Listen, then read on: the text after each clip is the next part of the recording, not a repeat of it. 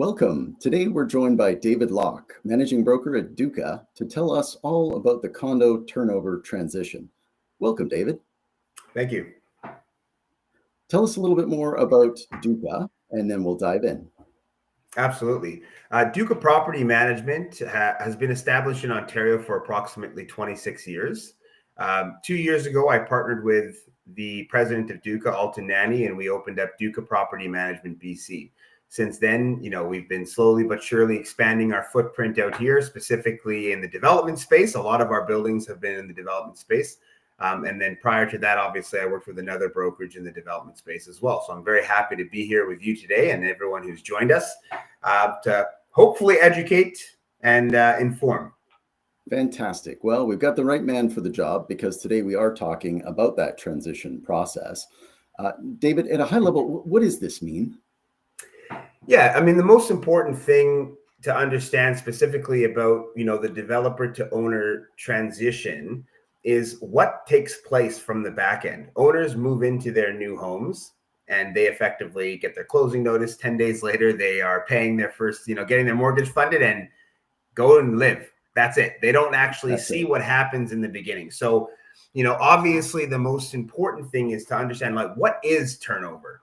And the turnover, by definition, specifically for condos and strata corporations, other condominium developments, is the transfer of ownership control from the developer to the newly formed strata.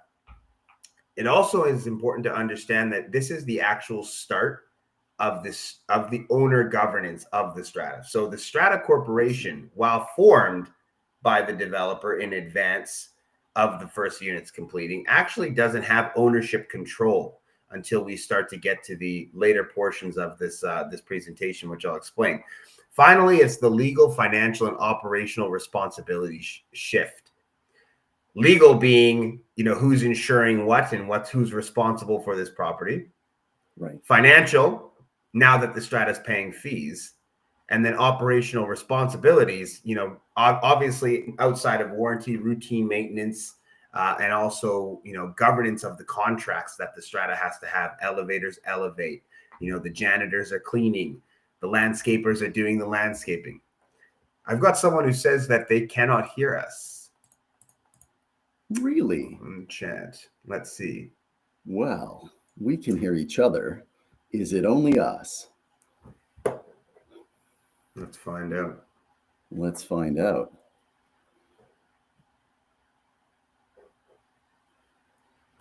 That would be a shame. All of us talking to absolutely nobody. Yeah. Let's see. While we're waiting and having that looked into, I will just ask our team to check.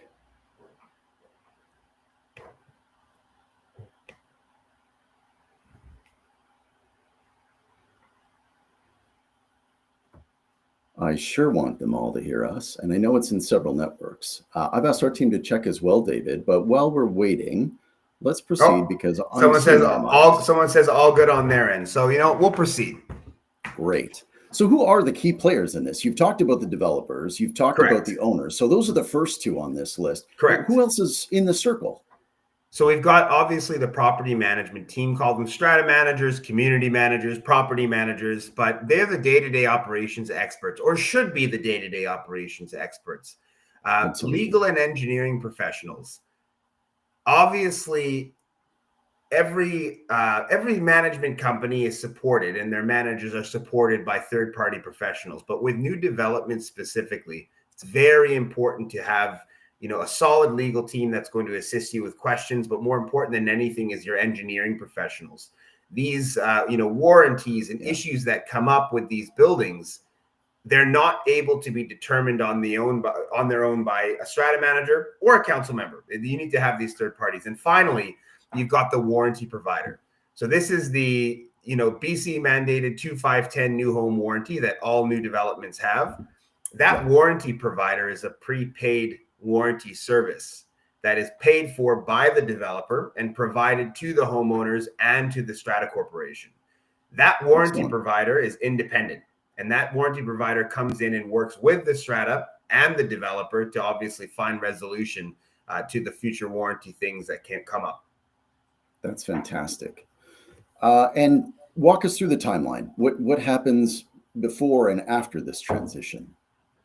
So this is important to understand from a timeline perspective. Everything that I'm talking about here takes place before the owners receive their closing notices. This is before the owners are notified that their unit's completing. It's before the owners move in. It's before the strata corporation is even filed in most cases. So what happens, and again, I say in most cases, because sometimes this is a truncated timeline, sometimes it's a little longer, but 3 to 6 months is you have a pre-turnover meeting.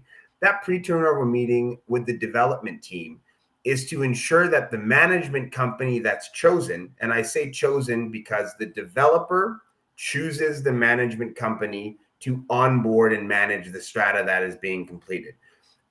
All of that timeline, that 3 to 6 months, is gathering information. There's a lot of items that come up specific to operations that the management company needs to be made aware of, whether it be cost sharing, specifics for parking allocations, building setup, utility setups, Right. you name it. There's a lot of items that need to be discussed. That formal pre-turnover meeting is just data dump. We have to take that, we have to read it, understand it, ask our questions, and then about 1 to 2 months before, we have what would be a formal turnover meeting. This is when the developer is providing the management company with building maintenance manuals. It's providing us with warranty information, trades lists, and other things that we need to get everybody lined up so that, again, when the owners move in, they can simply move into their new home. They don't have to worry about the garbage being taken out and the elevators breaking down and things like that. From there, as part of that turnover meeting, again, we have the official turnover of documents and details from the developer to the management company. The developer is also going to provide us with all of the registered documentation. This is going to be the strata plan, the schedule of unit entitlement, the PID listings so that the strata forms can be done, parking and locker lists. All of that is provided by the developer to the management company via their lawyers or direct. The developer often many times enters into, on behalf of the strata, many contracts. These could be leases, specific agreements that they're bound to with the city, maybe for a public art installation or some sort of car share or e-bike application. The developer turns those contracts over to the strata. They cannot do so until the strata plan is registered. So this all takes place in this kind of turnover meeting. So what the developer does is they actually enter these contracts under their development name, whatever, 123 Development Corporation Limited. Yeah. When the strata plan gets filed, they will then allocate and assign that contract over to the strata. Interesting. Utilities are next, obviously, Fortis, geothermal, hydro, all of those utility accounts, telecommunication accounts. Again, there's a lot of items that you don't see as an owner moving into a new home. The fire panel needs a telephone line and an internet line and things like that. Finally, we have the key handover, which from a strata management perspective, the strata must have access to every common area door, every padlock, every access point to common areas, not to the units, but to everywhere that is in the common areas. So we actually are given full access keys, multiple sets of full access keys that then need to be redistributed to the applicable trades, whether it be the plumbing and mechanical contractor or the electrical technicians, things like this. And the final item on this list is a big one, which is the CRF seed funds. So every strata has a contingency reserve fund. And that contingency reserve fund needs to be seeded. And the seeding of that reserve fund is 10% of the disclosed operating budget. The developer is required to pay that to the strata in advance of the first unit completing. So all of this, again, is a conversation that takes place from the management company to the developer. And all of the organization of this information is the responsibility of the management company in trust for that new strata that is yet to be formed yet. David, there's a lot that could be fumbled in this process. How many of these have you been through? You lose count, but I would say I have to be I have to be under 60 but over 40, I would say. So Amazing. it's been a Amazing. lot. So this is as complicated as it sounds at a high level. You've been through it enough that it's routine for you. Um, as this handover completes, now you've got the keys to the common area, and obviously every common area that you've outlined. Before the individual owners can close, the CRF needs to be seated. Now what? How did they get their first Yeah. keys? What does it look like as the owners take the reins? So when the owners receive their closing notice, that process on how does the owner get their keys. So every developer operates on the same standard, which is you cannot receive possession of your unit until at least 24 hours after completion. Completion, by definition, or for ease of definition, is money changing hands. So when you've actually paid for your unit, consider that to be completion. 24 to 48 hours later, you get legal possession of your unit. Now, the developer in question, whoever it is, they set their own process and procedure for that key handover. It could be a customer care representative. They could have a team, a Rennie MLA or one of the partners marketing group, one of the major, marketing and sales type houses that do that for them. But that Right. process of getting the keys is not from us. We actually, I don't say we don't want to be involved as a management company, but we shouldn't be involved as a management company. And the reason being is it's a legal contract between the new owner and the developer to purchase their home. So that aspect of key handover is between the two of them. By having the management, Yeah, you're not a we're not party a party to to that process. process. So Exactly. And it does blur the lines in relation to, primary, secondary clients and how that works. We want to make sure that we're here for owners. We want to be able to know what that process is. We want to be able to communicate that process, assist the developer if we need to in relation to, oh, this person is, can you remind everyone to park in this area when they get their keys, stuff like that. We want to be there for the community. We want to be there for those new residents, but we don't want to be the ones that are there handing out the keys, by no means. So, what happens next is we have to, as the management company, at the direction of the developer, call a first annual general meeting. That first annual general meeting is tied to those completions that I just mentioned. And when we get to 50% plus one of the units completing, we have 6 weeks to call the annual general meeting. Not often, but it is happening more because obviously units aren't selling as fast as they used to. There could be a delay, meaning we don't reach 50% plus one. In that case, it's 9 months. So we have to call the age 9 months from first close, from the first close, correct. So 9 months from the first close, or 6 weeks after 50% plus one, whichever comes sooner. So that is what determines the first annual general meeting. As the management company engaged by the developer, we are the ones to compile that notice. The budget that goes within that notice must be based on the interim budget that was disclosed in the disclosure statement. The disclosure statement that you get when you sign your paperwork and your documents says how much your strata fees is, how much your strata fees are, I should say. Now, that budget from time to time has to be amended. So sometimes, when we get actual contract values and things like this, we end up having an increase on that budget. Not always, but sometimes. Yeah. Now, that annual general meeting, as I mentioned in my second point, it also sets the fiscal year end. So the Strata Corporation, again, being newly formed, assuming that we have our annual general meeting today, August the 6th, we'll have a fiscal year end at the end of August. So that fiscal year end will now be August 31st. And that is now the fiscal year end I'll say forever, but there's ways to change your fiscal year end. But for layman's term, it sets your fiscal year end and you don't change it. It also elects the Strata Council. So that meeting, along with approving that first operational budget that's based on the interim budget, it also allows the Strata to elect its first council. minimum of 3, maximum of 7 council members. Again, up until this point, the executive decision making has actually been by the owner developer. So the developer is the one who's making decisions as the strata council until we have this council formed.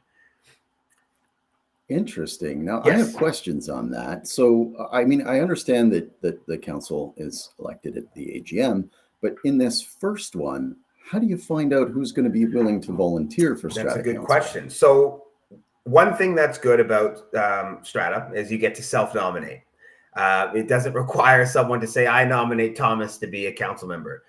So what we do is when we send out our notices, and most companies will be the same as us, they will actually have a note on a cover page that says, you know, if you're willing to stand for council, please reach out to X email. And then that person will read that, hopefully, and will obviously come forward. In many cases, though, we actually have owners, new residents, new owners, reaching out to us well in advance of that notice, saying, hey, just letting you know, I'm excited to live here now. You know, I'd love to be on council. And then it's our job, again, with all the other data and information that we're aggregating, to obviously track that and then make sure that we can include that person, you know, for that vote when the time comes. Excellent. So you get proactive volunteers coming forward in most cases. Sometimes you know, that's funny because the smaller new developments usually have full councils and the larger new developments usually have small councils. I don't know why, but you know, you'll have 3 or 4 people that are on the council for a 400 unit tower downtown, and you'll have 7 people for a 35 unit condo building, you know, in you know, Mount Pleasant or something like that. It's just the nature of strata. But you know, in any event, I always recommend to everyone, it's important for you to be on council at one point in your life. It's a good learning experience. It also gives you some perspective into the day-to-day operations of your actual property that you own in. Lets you understand the nuances of you know, what it is when a complaint comes in and how it's actioned. So again, especially for new owners coming in, living in condos for the first time, very good for you to be on council, or alternatively to sit, you know, on a committee. But back to this slide here, we've got the final item is it's the date in which all manuals, records, contracts, and drawings must be provided by the developer to the strata. So one piece of this puzzle is that there are legislative requirements for the developer. This is information requirements that the developer must give to the strata. I would say 98% of developers are good at it's a data dump. So, you know, as long as they have an easy way to dump data on you, they're usually pretty good about getting it over to you. But the most important part is the why. Why is the strata required to have all of this information? And a lot of this actually ties into their new home warranty. So the new home warranty says, how can the strata maintain mechanical systems and a building envelope to keep it warrantable if they don't have a manual to tell them how to do so? How can they go on? David, typically, please. How often do you get this information before, when you're having your kind of internal handover meetings before the AGM? It seemed like you got a lot of this. Is this just the contractual obligation? All of the items that we get in that that initial transfer of information meeting 1 to 2 months prior, that is when personally I press to get the bulk of the information. There are certain things that you can't get, such as as-built drawings. They take some time to finalize with their consultants, but we'll make sure we have all of the IFC drawings, the issued for construction. So by meeting with the developer in advance, by being proactive and organized, not to toot my own horn, you allow yourself the ability to check all of these boxes that you have in your transition schedule well in advance of the annual general meeting. So at this annual general meeting, we're able to happily report that the developer has met all of their obligations under the Strata Property Act. If they haven't, then we also have to report that. So, and what are the common challenges? So, you know, again, without making it too simple, you know, the biggest challenges that I see during the transition from developer to owners is operating budget shortfalls. That's the main one, the number one that I've seen. And what happens a lot of times is that a developer will do a disclosure statement and several amendments. And what will take place is the budget will not be amended as much as it should be, meaning a budget that was produced in, say, 2022, it may be okay overall for insurance and several line items now because the market is cyclical, it goes up and down. But mechanical maintenance and elevator maintenance have all gone up, 20% over this time period, meaning there are shortfalls in the budget that need to be addressed. That shortfall results in an increase at the first annual general meeting. So owners will, they get their possession documentation. They say their strata fee is $350. They've all budgeted for $350. And then we're those people who have to say, well, we've done a review of all the contract documents and everyone now needs to pay $390 average. So that budget shortfall obviously needs to be justified, of course. But it's a big piece of the challenge because people will say, well, we are brand new. How can we have to pay more money? But it's because the budget that you originally completed on is not current to 2025 or 2024. It's 4 years old. So some of that's genuine, and some of it might have been a little optimism on the part of the Correct. developer. They're on the hook for a little bit of this, aren't they? Correct. So when you have the interim budget, you have what's called the interim period. Now, the interim period, there's a lot of first, but the interim period begins the first day of the month after the first completion. So in the case of August, it would begin September the 1st, and it ends the last day of the month after the first annual general meeting. So normally the interim period is 30 to 60 days. The interim period, there's a calculation that's made if there's a budget surplus, what happens with the surplus, and if there's a deficit, there's penalties against the developer. So it's in the best interest of the developer to produce an interim budget that is operationally sound to work for a full year, because it allows them, the developer, to know that they won't be penalized. In most cases, though, even if the budget is underfunded, the interim period actually doesn't go into a deficit position because it's such a short period of time and there's so few expenditures for the strata, other than obviously your routine maintenance contracts and everything like that. There usually is a bit of wiggle room. But increasingly, we've seen that there are budgets that are going into deficit positions, interim budgets, and then that results in some, there's thresholds for penalties to the developers that I won't get into because it's a bit technical in that regard. But the goal of the developer, whenever I work with developers, I say your goal should be that you can transition from your interim budget directly to your first AGM, and the only thing you're doing is moving money in between the line items. So, maybe lower insurance by $20,000 and add it to this line item over here, but the overall total doesn't change. That is a perfectly disclosed budget, in my opinion. Absolutely. Yeah. I mean, it's hard to be right several years in advance too. You're not doing this 3 months in advance. You're often doing this 3 years in advance. So certainly there's an opportunity for this common challenge to arise. What are the other common challenges you've got? So miscommunication among parties and incomplete documentation. And I say miscommunication with a smile because the problem that happens a lot is, like you said about, it's hard to be right when you disclose a budget 3 years in advance. In many cases, developers will speak with me 2, 3, 4 years before a building is completed. Meaning I'll be working with the developer on budgets to give them a preliminary budget that will go into their disclosure statement. It's my job now to remind the developer that they're doing disclosure statement amendments through this time period. Let me do a budget update too. Let's continually update this budget. Now, the miscommunication mostly comes once the strata is formed, and it's about understanding primary and secondary client obligations. The developer is my client as a primary client up until the strata corporation has been formed. At that point, the developer is no longer the primary client. They're actually the secondary client. And in our agency agreements on new developments, it actually indicates the developer as a secondary client. We have a fiduciary obligation to the strata to make sure that they're obviously number one. But in the sense of educating the ownership group, it's my job to tell the owners that paint color on the wall isn't a deficiency. Right? The fact that you don't like lime green carpets doesn't mean it's deficient. It's a design choice that you don't agree with. That's an education piece from me to them, helping as a secondary client to the developer. But it's also my obligation to tell the developer, you need to get on this and you need to do this, and to push and to use the warranty procedures and everything like that. So it's a very fine line. A lot of times stratas, specifically management companies, don't like to work with new developments because it's very hard to navigate that line. And a lot of times stratas will move on from their initial management company, whether they're unhappy because, warranty items or, there's not enough communication, whatever it may be.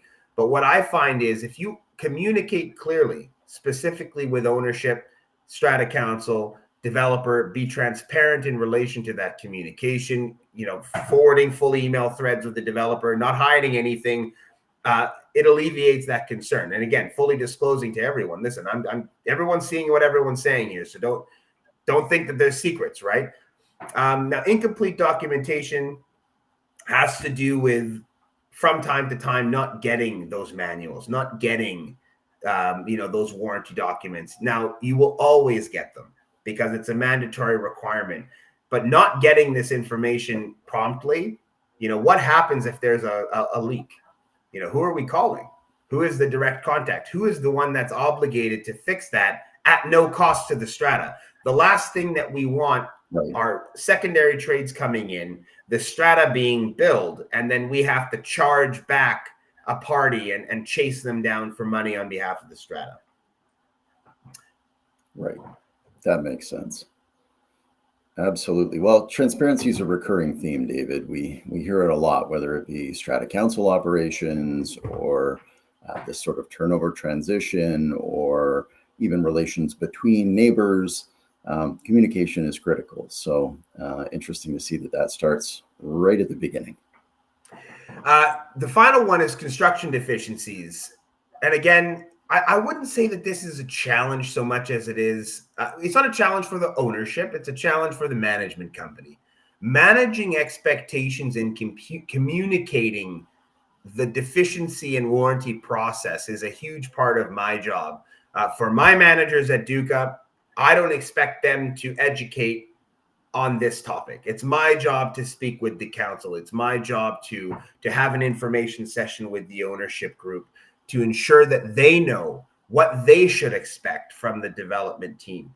People think that because it's a warrantable defect that the developer is going to drop what they're doing and they're going to run to their unit or the common area and fix it today. And it's important. No, yeah, it's crazy. But what I always tell people is, how to communicate with the developer. It's people, they invest in their home, $500,000 plus or whatever it may be. They see an issue. They're unhappy about this issue because of the money they've paid. And what do? They report it, and they may be aggressive in how they report it. But people forget there's a human being on the other end of that email.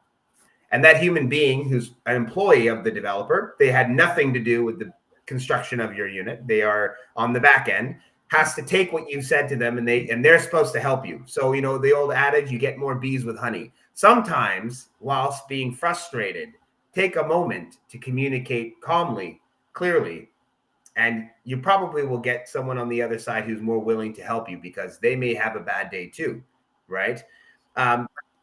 Yeah, and you want them to be sympathetic to your Correct, issues. They know that you've spent a lot of money investing in your unit and that it is your home and that it is important to you, and that's all fair. But trying to get a resolution that's satisfactory will go much smoother for you if you're nice about it. Correct. So, this kind of goes back to hiring engineers and hiring the right people, obviously on an individual owner basis. Owners are not hiring engineers to review their common area deficiencies. But when it comes to 15-month, 2-year, 5-year, 10-year, the Strata Corporation is engaging independent third-party engineering firms, independent roofing contractors, independent mechanical engineers, electrical code consultants.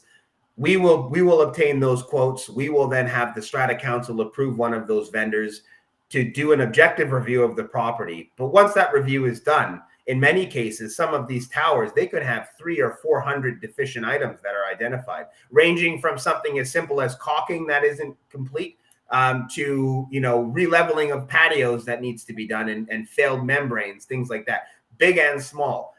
that whole process Right. and communicating what that process, it's our job to speak with not only the developer to find out what we need to communicate on their behalf, but also what is reasonable and unreasonable. And that's something for the reasonability test of this. It's only experience can tell you. I can't tell you that it's 6 or 8 or 10 months. I can tell you that in most cases, whether it be Travelers, Pacific, Aviva, National Home Warranty, the start to end process once they receive a 15-month warranty list of deficient items is about 8 to 12 months. And that would be on the fast side of things. I've seen as long as 20, right? Because there are many things that can be weather dependent. So if they don't get something done in one summer, they have to physically wait for the seasons to change. So that can add time as well. But in most cases, the bulk of everything takes 8 to 12 months. And there will be outliers in that 12 to 16 month range. So again, it's long. It's fascinating. I had no idea it was that long, and I had no idea the range of issues that you would be looking to raise or to mitigate that affect everything from the most simple quick fix to something that might be quite time consuming and expensive. Correct. And the final thing with the construction items will be obviously fire, flood, loss of property. Those type of items get addressed immediately. There's no delay. It's just the more finishing items that I find that people need to be educated on, because the expectations and reality, they don't always meet in the middle. And I understand that you've got pride of ownership. You purchased something. You're very invested in seeing it the way that you want it to be, and I guess this reasonableness must tick in for those individuals as well, and know that it will be resolved, but on a more realistic time frame. David, talk to us about best practices. So, when I was working on this, I was thinking, what can I say? What can I do? What can I say to someone, who may be listening, who's a new owner, and perhaps managers if they're working with new developments for the first time. And the first one I could think of is educate ownership from the outset of completion on what to expect from you as a manager, meaning what are your communication styles? How do you work on a day-to-day basis? And how the strata corporations operate? How are decisions made? When someone says I have an issue and I want to see a dog waste bin receptacle put in the garden area, we can't just buy that for you. We have to go and get a quote. We have to go to the strata council. We have to take certain steps to make sure that this decision is made properly. And that obviously it's something that's in the best interest of the strata. These types of communication and education, it's the responsibility of the property management brokerage in conjunction with the strata council. So again, I don't like to say that the strata council is responsible for educating, but they are responsible for towing the line and agreeing with the education that's being provided. If we're saying we need to have an information session or we want to send out mass communication, the best thing we can have is the support of the strata council. We don't want a council who says, don't talk to anybody, don't do anything. So, it is a team effort. The second one is, and again, this is a hot topic. Committees can be a lot of extra work, but they can also help in many ways. And what I mean by that is strata councils can become overwhelmed. And a new strata council coming in place, dealing with a lot of individual items, many times you have 1 or 2 council members who do a lot of the work, and you've got a couple of council members who don't do much. And those council members who do a lot of work get miffed, and they get resentful, and they end up now potentially that I don't want to be on council anymore. And now these individuals who are your best ally in helping you, maybe meet contractors on site or do something, are no longer there. So what I find is sometimes if you establish committees, again, whether it be a social committee to keep community engagement going, maintenance, if there's concerns with, ongoing hot water issues, which is a big one, so that they can help with the communication on behalf of the council, warranty to help again with the communication. It can take some of the load off of those individuals that are elected to council. In many cases, there's many people who are, there might be 10 or 12 people who want to be on council at an AGM and only 7 get elected. Well, guess what? Let's go talk to those 5 and let's get them on some committees. They can be part of the process. Well, that's great. because everyone's got different skills and interests as well. So you might find that there is someone who's willing to pick up that social aspect and join that committee to create a bit of a sense of community. You might find someone that's interested in landscaping that can help you with that aspect. And again, that it sounds like the more engaged you get your community members, the smoother it goes for everyone. So I like that one. Set clear communication protocols and ensure documents are saved and organized. Every management company will have a comment to say about another management company's file folder save systems. But the most important thing is that everything that the strata has needs to be accessible, right? We have requirements to keep things, whether it be 5 years, 7 years, indefinitely. All of that information needs to be saved. And when you have a new development, and this is a reason why I actually enjoy new developments, you have nothing saved. There's no one to blame but yourself. You can't come and say, fresh start. Oh, well, this document wasn't. No, everything that we get, we can save. We can have a naming structure that's easy. Nothing can be lost. So if you do it right from day one, it's easy to maintain it moving forward. The hardest thing to do is to unpack, as someone who works in tech, unpack raw data and have to open things and review things and do that type of situation. So communicating protocols as well as documents and saving is a huge piece of the smooth transition pie.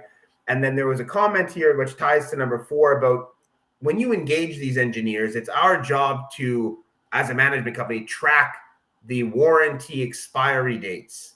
And it's very important that those dates are not exceeded, even by a minute, right? The strata loses its access to its warranty coverage should it not meet its obligations. And the liability of actually this is another reason why some management companies don't like new developments, because the liability, should that date be missed, falls on the management company.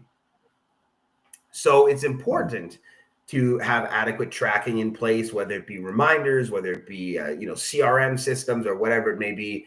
On the internal side, your internal controls are very important, because again, like Ritika noted, the homeowners might lose their right to claim repairs if you miss these timelines, right? So these are what I would say are the best practices for a smooth transition.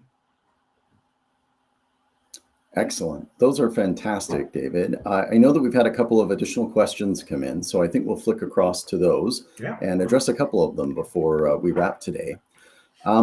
We had this discussion earlier about the process for the handover and the contracts that were signed by the developer, but who's responsible for the contractual obligations made by the developer prior to turnover once the owners take control? So the developer is responsible for the monetary and contractual obligations up until the first day of the month after the first completion. One thing with new developments is you'll have a lot of first day of the month after the first and first day of the month after the last and things like that. Now, the reason that the developer is responsible for the financial and contractual obligations is because when the first unit completes, the strata has no money. The strata fees begin. If the first unit completes today, the strata fees begin September the 1st. So contractually, it cannot pay and cannot operate on its own until September 1. So everything that happens in that first prior to and that first month of completions, you can call it what you want. Most management companies will call it a stump period. It's not part of the interim period. There are invoices that the strata may receive and pay, and the strata actually gets to recover that money dollar for dollar due from the developer. There's no developer in the city that disputes this. It's obviously because there's no money, right? The strata fees haven't started.